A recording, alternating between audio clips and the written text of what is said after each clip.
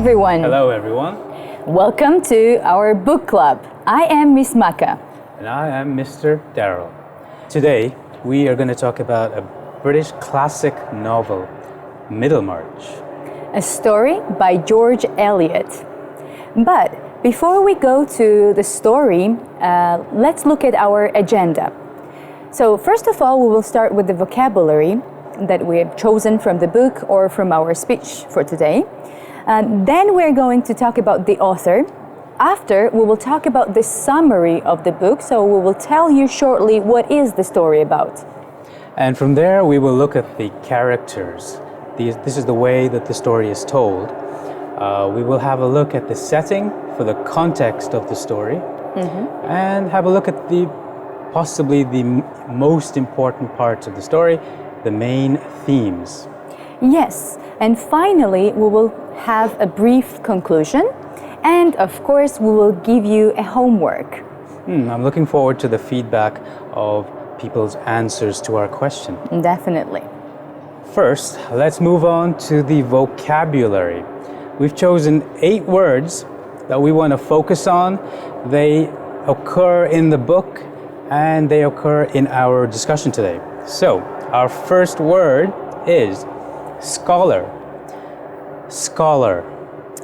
This is someone who studies something in a deep way, but it doesn't have to be a scientific topic. It can be humanities, the arts, so an expert in humanities topics. Metznieri, სწავლული. Our next word is to flatter. Flatter. This is when you admire someone and praise them. ქება. Our next word is manufacturer. Manufacturer. This is a person or company that makes products in large numbers, usually in a factory. მწარმოებელი. Our next word is to embroider. To embroider. This is when you decorate cloth or other things with designs of colored types of things. მოქარგვა. Okay, our next phrase is why on earth? Why on earth? It's an expression used to add emphasis to questions and often used by native speakers. For example, why on earth would you do that? You can tell someone. რატომ? რისთვის?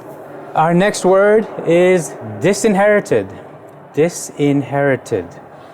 This is when you make legal agreements so that a close relative or a beneficiary will not receive your property or money after you pass on, after you die. მემკვიდრეობა ჩამორთმეული. Our next word is to resign. To resign.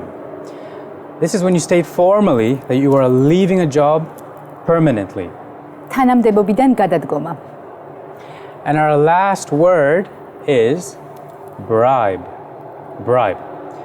This is usually money or a present given to someone so that they will help you to do something usually dishonest or illegal. ქრთამი. Not really interesting to use this word, right? Okay.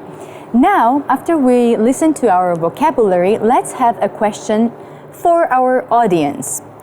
So give us a situation when you would use the phrase, why on earth? For example, imagine you order a coffee and your friend puts salt in it instead of sugar. You respond with, why on earth would you do that? Yeah, thank you. Nice example. Exactly. It is really interesting. Why would you ever put salt in the coffee, right? I'd be angry. Yeah, of course. Okay, we have another question for our audience. What are some phrases that teachers might use to flatter students? Some typical phrases like good job, well done, nice job, perfect, and that's always. Great answer. Well done. I do say those often. Yeah, exactly. Me too.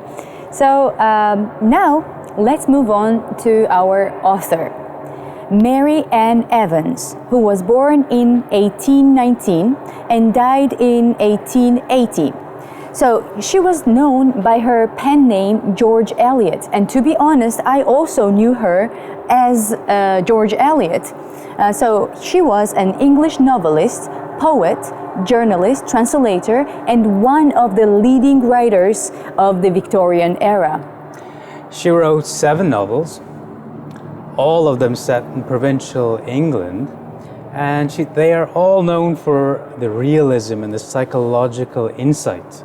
Yes, although female writers were published under the female names during her lifetime, she wanted to escape the stereotype that women used to write light-hearted romances, and also she wanted to have her fiction judged separately from her already extensive and widely known work as a critic. Very good. There was another reason, though, might have been equally as important. There was a bit of scandal in her life, and she might have wanted to hide her real life from the public. And the scandal was that she was living with a married man at the time, which was very scandalous, of course. Of course, and I think she chose the right way to hide her privacy, right? Use a pen name. Yes, exactly. Yeah. So Middlemarch has been described by the critics as the greatest novel in the English language. Wow, so we are in for a treat today with our discussion. Yes, and after hearing some stories about the author, of course we should ask a question to our audience, right? Mm-hmm. Do you think it's an advantage when an author comes from the same place she writes about? Generally, writing is about creativity and imagination, but we can also see clearly that when a writer from the place she writes about and gives more realistic effect, the story can also be more factual. Ah, great answer. Yeah, exactly. Thank you very much. So, of course, she would know the facts about her lifetime, right? In a deeper way. Of course. So, now let's look at the summary. What is the story about? Middlemarch focuses on the residents of Middlemarch town, a fictitious town, from 1829. So the main plots are the life of Dorothea Brooke and the famous doctor Turtius Lidgate. Mm-hmm. Now Dorothea Brooke is a 19-year-old orphan living with her younger sister. Dorothea is courted by Sir James Chatham, a young man close to her own age, but she doesn't care for him. She's attracted instead to the much older Reverend Edward Casaubon, and he's about 45 and she was about 20, so big difference in age. Yes, but she still accepts the proposal and she still decides to marry Casaubon, although her sister is very worried about this. Meanwhile, Chatham finds another girl, so he is really attracted to this girl, and actually she developed an interest in him. Mm-hmm. Dorothea and Casaubon experienced the first tensions of their marriage very quickly. Mm-hmm. In fact, in the honeymoon, when Dorothea finds that the husband is not interested in involving her in his life's work. He's got intellectual, scholarly work, and he's not interested in having her help him, which is mysterious. Yeah, soon she meets Will Ladislaw.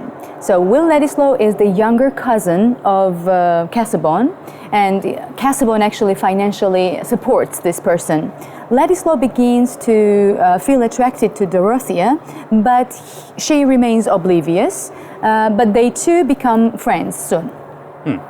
Now, Dorothea is one of the main characters that we're focusing on, but we have another character that we want to focus on as well. So let's pick up his story now. Mm-hmm. Dr. Turtius Lidgate, the newly arrived doctor in Middlemarch. He's also a bit idealistic, just as Dorothea is. And he's got new ideas about medicine and sanitation. So he's a forward-thinking, progressive doctor. And he has this idea that doctors shouldn't sell medicines themselves. Mm-hmm. They should just diagnose the patient. He thinks that that's the proper thing to do. And of course, this takes criticism from the townsfolk. They think he's too crazy with these wild ideas. And they think it's a bad idea. Yeah. Casaubon arrives back from Rome only to have a heart attack. So Lidgate, he came there to look after him, but he soon told Dorothea that there are almost no chances that he would survive. So what happens is Casaubon dies, and his final legal papers, they kind of bring up suspicion in many people when they read them that there was something going on between Ladislaw and Dorothea. But that's a mistake because there wasn't at that time, at that point. So it kind of leads to awkwardness between Ladislaw and Dorothea. Yes, Ladislaw is secretly in love with Dorothea, but he really keeps this to himself. So because he doesn't have any desire to involve Dorothea into some kind of scandal, and also he doesn't really want to disinherit her. So disinherit, she would lose all money that Casaubon had left for her. So meanwhile, she realizes that she has some kind of warm feelings towards Ladislaw, but must suppress them. Now, going back to our other character, Dr. Lidgate, he becomes stuck in a scandal, unfortunately, and only Dorothea still believes in him. But nonetheless, what happens is that Lidgate is forced to get kicked out of Middlemarch, the town. Yeah, Ladislaw decides to leave, and of course he wouldn't go without saying goodbye to Dorothea. But Dorothea actually has fallen in love with Ladislaw, and he soon announces to her family that she's going to marry. So she even doesn't care about the fortune that Casaubon has left for her. Ladislaw engages in public reform, and Dorothea, content with her life, she just looks after her husband and has 2 children with him. You know what, Ms. Maka, I like that story. It interests me. Yeah, of course, and it really shows the life of a strong woman. An idealistic woman. And 2 idealistic characters, Lidgate and Dorothea. yeah. Okay, we have a question for the audience. Now, it's a complex, large story. How would you summarize the story in a single sentence? This is a story about the time when women used to marry to improve their social status, and it also teaches us to marry for love. Oh, that's a great answer. It's a perfect summary of the story. Yeah, exactly. She named both important things that actually the story is trying to tell us. Thank you very much. Okay, let's move on to characters, the moving parts of the story, the parts that move to get us from the beginning to the end of the story. Now let's focus on Dorothy, Brooke. So, as you might have guessed from our summary, she's an intelligent, wealthy woman with great aspirations. She avoids displaying her wealth. She's very idealistic, actually, a good, principled woman. And she's modern in this way, unlike maybe characters from Charlotte Bronte or Jane Austen. Our next character is Turtius Lidgate. He is an idealistic, talented, but naive young doctor. He's rather poor, but of good birth, so from a very respected family. So he hopes to make changes, huge changes in medicine because he's doing some kind of research, but ends up in an unhappy marriage. So his attempts to show he is answerable to no man fail, and he eventually has to leave town, sacrificing his high ideals to please his wife. Okay, very good. Let's move on to the other character now, Reverend Edward Casaubon, from the beginning of the story, as you remember. He's a selfish, elderly clergyman, that means a man who works for the church, who's taken up with the scholarly research that he's doing. And his marriage to Dorothy is loveless. So there's a lot of things lacking in him. His book remains unfinished, and the research is also out of date. He's aware of this, and he doesn't admit it to anyone. So he's got all of the negative characteristics of you could have in a scholar. Yes, and our next character is Will Ladislaw. So he is a young cousin of Casaubon with no property. So his grandmother actually falls in love with a Polish musician, and was disinherited. So he is a man who is very idealistic and very talented, but with no fixed profession. So he doesn't do anything, we can see.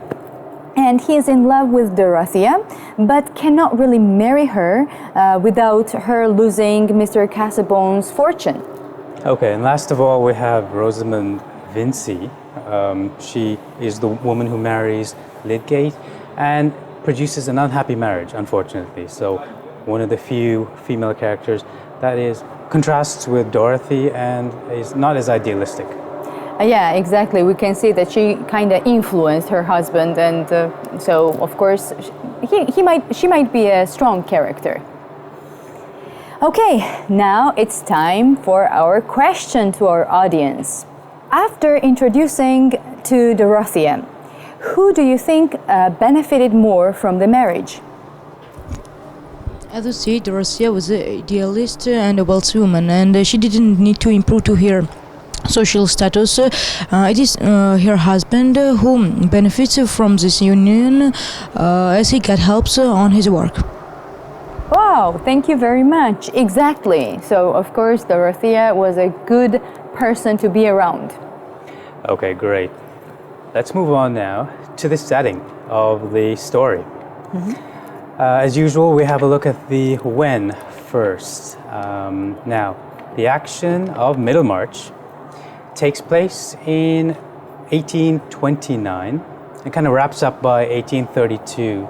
So that's about 40 years before George Eliot's time. So it qualifies, I think, as a historical novel. Yeah, the critics actually have noted that this is, of course, a rare historical novel.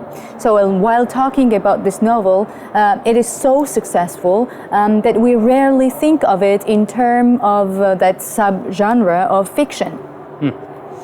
For the contemporary readers at that time, the present was about major political change that was going on.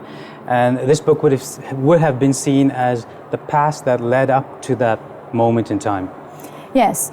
So, though rarely categorized as a historical novel, Middlemarch's attention to historical detail was mentioned in an 1873 review. So, people recognized that Eliot's purpose was to show that generous rural history. Good. Okay. Let's have a question for the audience now. This is the question. Middlemarch is a historical novel. What do you think a historical novel can give us as readers? Well, I think we try to use history to analyze the modern world. Good answer. Yeah, I think that is the purpose of historical fiction. Yes, of course it is. As we told you, there are main themes that are very important to focus on because these are the messages that the author is trying to give us. So one of the main themes we've chosen for you is a study of provincial life.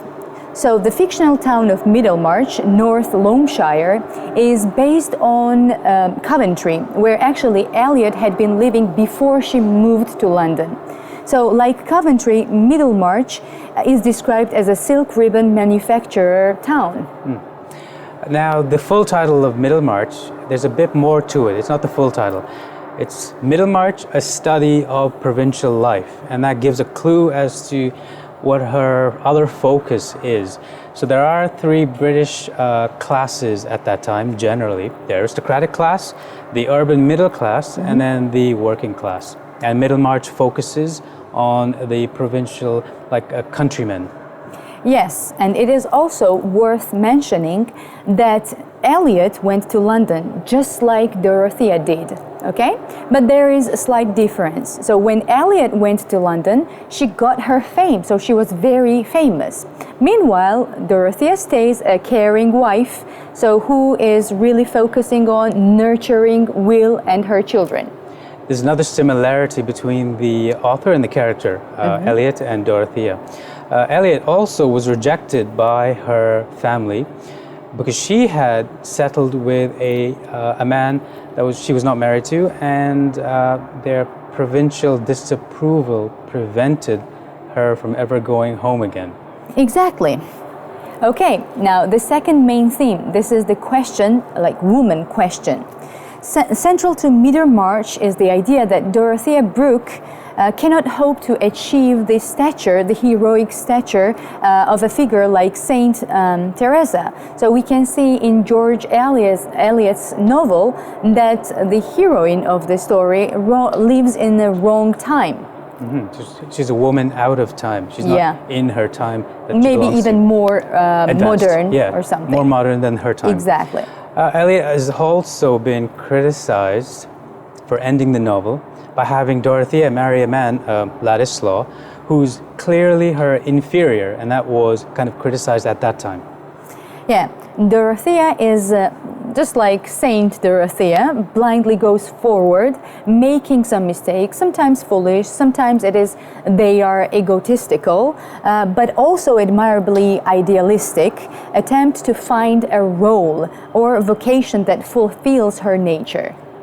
Very good. Yeah. I think it's time for a question.